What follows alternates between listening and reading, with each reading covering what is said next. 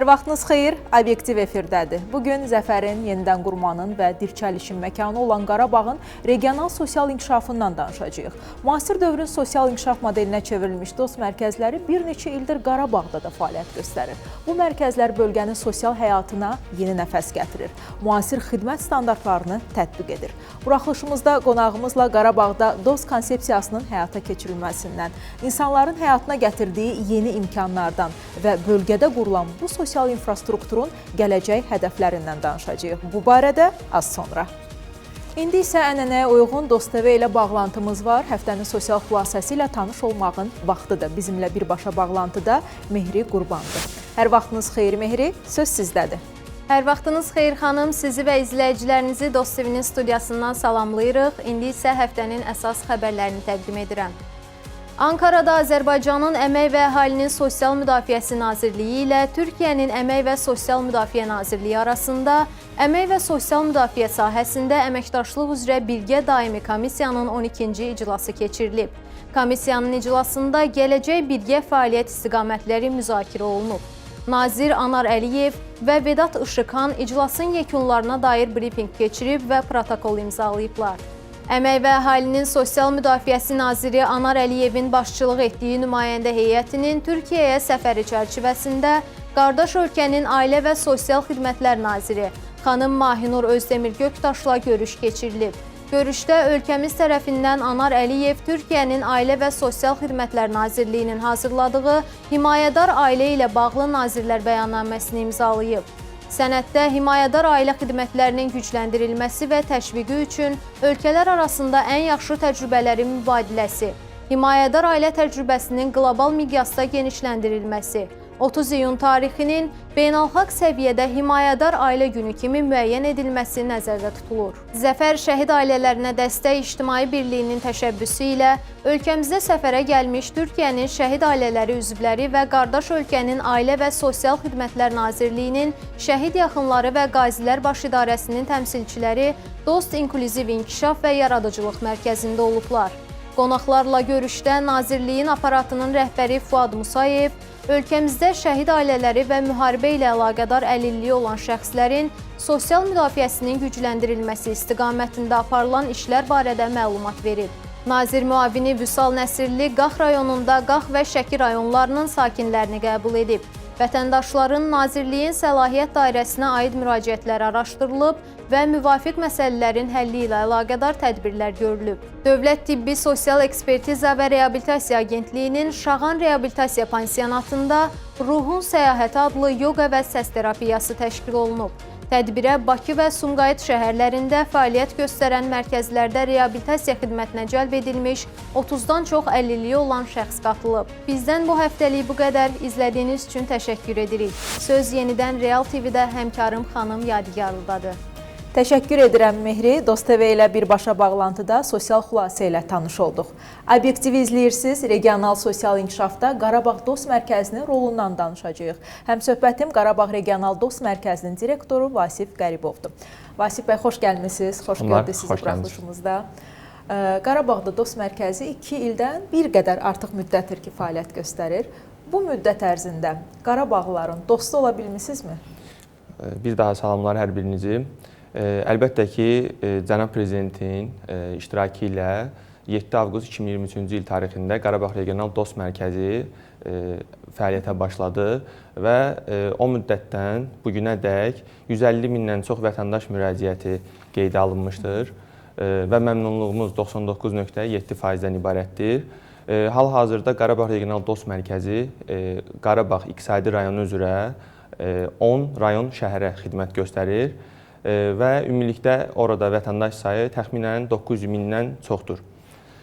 Gündəlik olaraq vətəndaş qəbulu həyata keçirilir və bu zaman bizə könüllülərin dəstəyi ilə hal-hazırda mərkəzdə 27 könüllü fəaliyyət göstərir və ümumilikdə işçi sayımız hal-hazırda 81-dir və biz bu formada vətəndaşlara şəffaf, operativ və pəncərə prinsipi ilə xidmətlər göstəririk.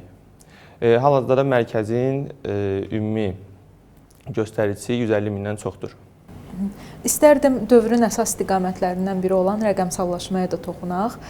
Qarabağ Dost Mərkəzində rəqəmsallaşma istiqamətində hansı imkanlar vətəndaşlara təqdim olunur? Bildiyiniz kimi Qarabağ Dost Mərkəzi regional olaraq ilk mərkəzdir və regionlarda rəqəmsal savadlılıqda biz daha çox vətəndaşlara o xidməti göstəririk ki, məsələn, onlar əmək müqavilələri elektron imzalama zamanı onlara SIMA üzərindən dəstək göstərilir. Həmçinin ünvanlı dövlət sosial yardıma müraciət üçün özünə xidmət formasında dəstək göstərilir. Əlavə olaraq rəqəmsalda bildiyiniz kimi bizim Nazirliyin fəaliyyət istiqaməti xidmətlərimiz elektronlaşdırılıb və o elektron xidmətlərin vətəndaşlara dəstəyi ilə vətəndaşlara dəstək olaraq biz o xidmətləri göstəririk. Məsələn, əmas üzərindən onların müraciətlərinin elektron formada həyata keçirilməsi, onlara izah olunması, həmçinin qanunvericilik və digər məlumatları da biz onlara veririk. Qarabağda yaşayan sakinlər daha çox hansı xidmətlərdən istifadə etmək üçün dost mərkəzlərinə yaxınlaşırlar? Ən çox müraciətlər məşğulluq istiqaməti üzrədir. Məşğulluq istiqamətində özlü məşğulluq üçün müraciət edənlər var və pensiya və sosial müavinət üzrə müraciətlər. Pensiya daha çox pensiyaların yenidən hesablanması ilə bağlı olur və sosial müavinət üzrə isə daha çox ünvanlı dövlət sosial yardımı ilə bağlı qanunverici izah olunur və yaxud da onlara özünə xidmət formasında dəstək göstərilir.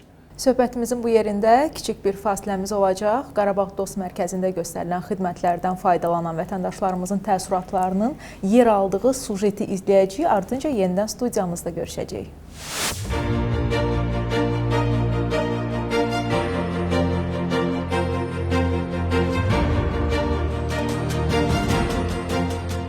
Mərkəzdə 80 əməkdaş, 25 könüllü və 2 nəfər gümüşü könüllü vətəndaşlara xidmət edir.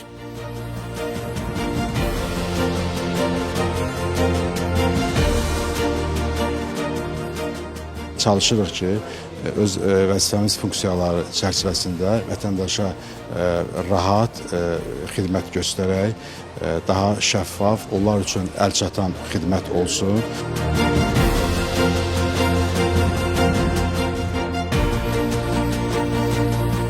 Elə buradan kağızı aldım, apardılar məni düz masaya.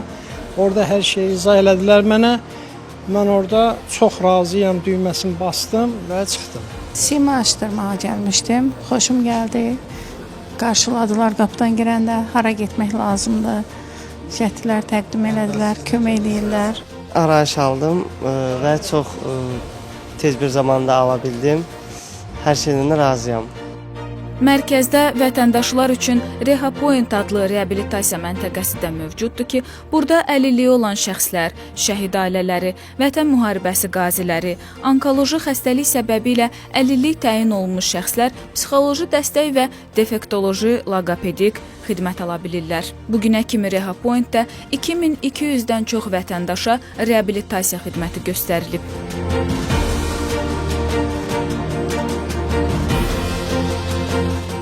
Mərkəzdə vətəndaşların yaradıcılıqla məşğul olması üçün də şərait yaradılıb. Bura gələn hər kəs xüsusi qabiliyyətini kəşf edir.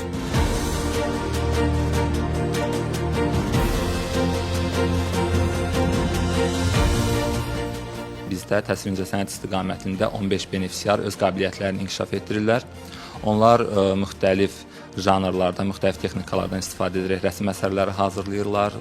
Burada əsasən daha çox maraq kətan üzərində yağlı boya, akril boyadan istifadə edərək rəsm əsərləri çəkmək və müxtəlif qabların üzərində, şüşə qablar, keramika qablar üzərində vitraj texnikası ilə rəsm əsərləri hazırlayırlar.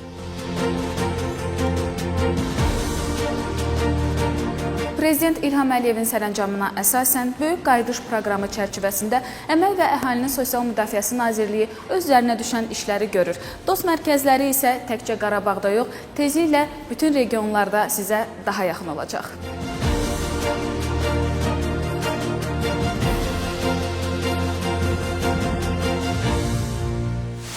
Obyektivi izləyirsiniz. Regional inkişafda Qarabağ Dost Mərkəzinin rolundan danışırıq. Qonağım Qarabağ Dost Mərkəzinin direktoru Vasif Qəribovdur. Vasif bəy, istərdim məşğulluq proqramları məsələsinə diqqəti cəlb edək. Çünki az öncə söhbətimizdə siz qeyd etdiniz ki, vətəndaşların ən çox xidmət üçün müraciət etdiyi istiqamətlərdən biri də məhz məşğulluqdur. Məşğulluq proqramları çərçivəsində vətəndaşlar üçün hansı yeni imkanlar yaradılıb? İlkin olaraq biz vətəndaşlar dost mərkəzinə müraciət etdikdə onların məşğulluq imkanları qiymətləndirilir və o qiymətləndirmə əsasında vətəndaşlara həm özünün məşğulluq, həm peşə kurslarına cəlb olunma və yaxud da digər vakansiyalarla bağlı köməklik göstərilir və belə deyim, bildiyiniz kimi Qarabağ Regional Dost Mərkəzinin yanında həm də Peşə Hazırlıq Mərkəzi fəaliyyət göstərir və Qarabağ Regional Məşğulluq Filialı. Yəni birlikdə vətəndaşları siyahılaşdırılır, onlar uyğun olduğu halda elektron göndərişlər formalaşdırılır və peşə kurslarına cəlb olunur və bu peşə kursuna cəlb olunduqdan sonra isə həmin vətəndaşların Qarabağda işlə təminatı dəstəklənir. Və bugünkü gündə Qarabağda bildiyiniz kimi işğaldan azad olunmuş ərazilərimizdə iş yerləri var və bunları bizim dəstəyimizlə, məşğulluqla dost birlikdə vətəndaşları elektron göndəriş formalaşdıraraq orada işə götürmələrinə dəstək olunur, işə götürənlərlə birlikdə əlaqələr qurulur. Həmçinin özü məşğulluqla bağlı bildirdiyim kimi vətəndaşlar növbəlliyə götürülür, onların monitorinqi aidiyyət üzrə qurumlar tərəfindən həyata keçirilir və bir çox prosesdə birlikdə, yəni Nazirliyin fəaliyyət istiqamətləri olduğundan və Nazirliyin iki qurumu olduğumuzdan birlikdə vətəndaşlara dəstək göstərilir bu cəhətdə. Nə gözəl.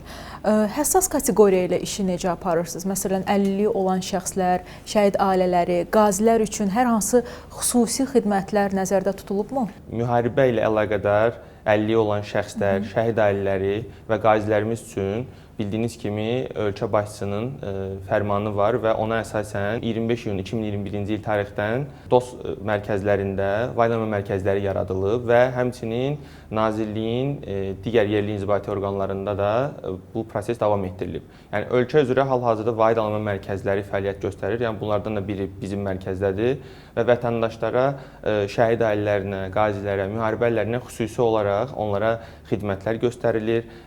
Səyyar formada, belə deyim, digər necə formada olarsa vətəndaşlara biz maksimum əlimizdən gələn dəstəyi göstəririk. Həmçinin ümumi səbəblərdən əlilliyi olan şəxslərlə bağlı isə həm uşaq olan, həm 18 yaşından böyük olan şəxslər üçün ümumilikdə Qarabağ Regional Dost Mərkəzində RehaPoint fəaliyyət göstərir. Burada da vətəndaşlara ambulator, yəni məntəqə deyim, reabilitasiya xidmətləri göstərilir, həm də reabilitasiya vasitələri ilə təmin olunurlar. Bu regional olaraq ilk dəfədir ki, Qarabağ Regional Dost Mərkəzində belə aktivləşib və həmçinin regional mərkəzin daxilində İnklüzivin bildiyiniz kimi Qarabağ evi şöbəsi var və orada da belə deyək, əlilliyi olan, sağlam imkanları məhdud olan uşaqlar üçün, 18 yaşına qədər əlilliyi olan şəxslər üçün, həmçinin az təminatlı ailələrin övladları üçün, şəhid ailələri üçün onların uşaqlarına bir çox istiqamətlər üzrə dərslər keçirilir. Misal olaraq aşpaz, taxtada oyma, xalçaçı və s. Bu kimi işlərdə vətəndaşlara dəstək göstərilir. İnklüzivlik genişləndirilir, RehaPoint məntəqələri var, xidmətlər artırılır. Biz mediadan da yaxından izləyirik. Artıq kənd-bəkənd Qarabağa köç həyata keçirilir. Ayda bir dəfə, bəzən həftədə bir dəfə insanlar öz doğma yurdlarına, yuvalarına geri qayıdırlar. Qarabağda yeni körpələr dünyaya gəlir. Bütün bu əhali sıxlığını nəzərə alaraq yeni dost məntəqələrinin açılışı, dost mərkəzlərinin açılışı nəzərdə tutulurmu? Bəli, hal-hazırda Qarabağ Regional Dost Mərkəzinin Şuşa filialı fəaliyyət göstərir.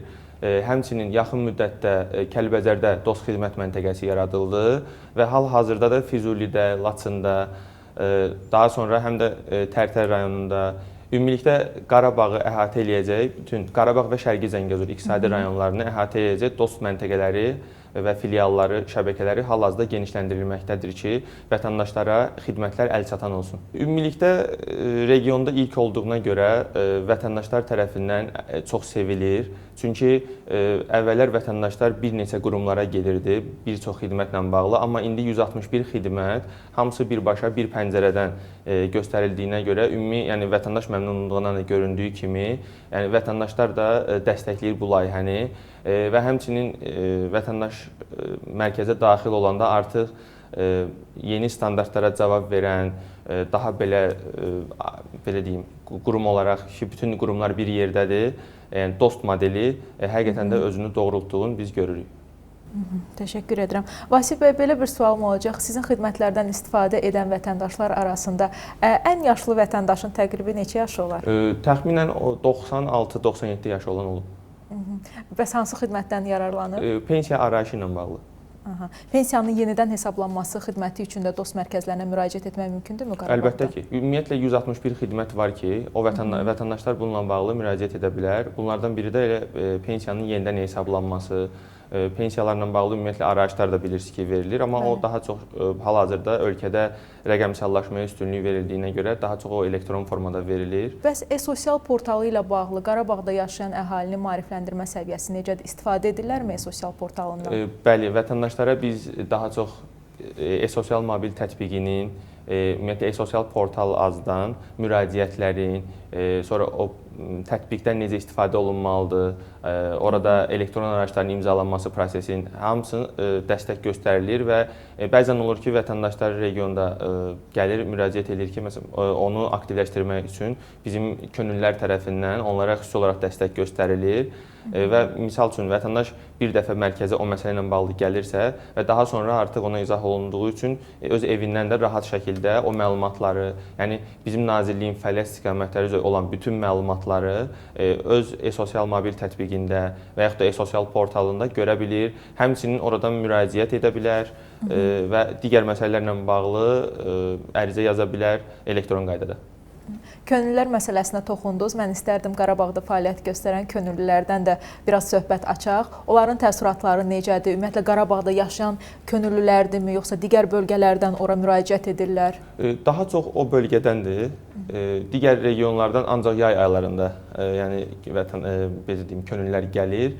Onların təəssüratları əslində xoşdur, çünki regionda bu formada bir qurum, həm də sosial həssas təbəqəyə xidmət göstərmə həqiqətən o könüllülər üçün də çox xoş olur.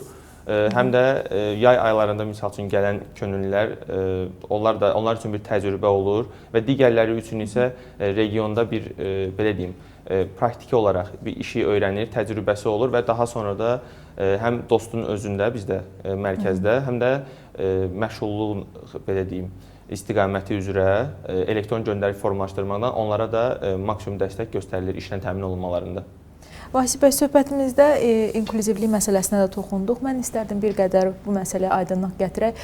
İnklüziv vətəndaşlar xidmətlərdən yararlanmaq üçün Qarabağ Dost Mərkəzinə hansı formada müraciət edə bilərlər? Əslində birbaşa xidmət göstərilə bilər. Həmçinin səyyar formada elektron qaydada müraciət edə bilərlər.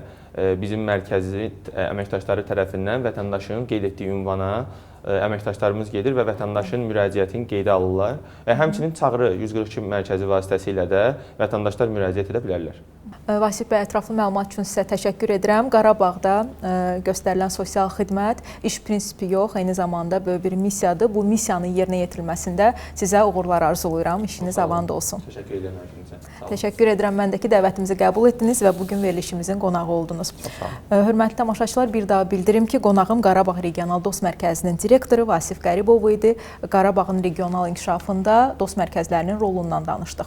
Qarabağda qurulan hər yeni mərkəz, o cümlədən dost mərkəzləri bu torpaqların taleyinə açılan yeni bir səhifədir. Qarabağ sakinlərinə deyilən sadə, amma dərin bir fikrin təcəssümüdür. Siz bu yurdun dəyərisiz. Bizi izlədiyiniz üçün təşəkkür edirik. Növbəti buraxılışlarda görüşmək ümidi ilə sağ olun.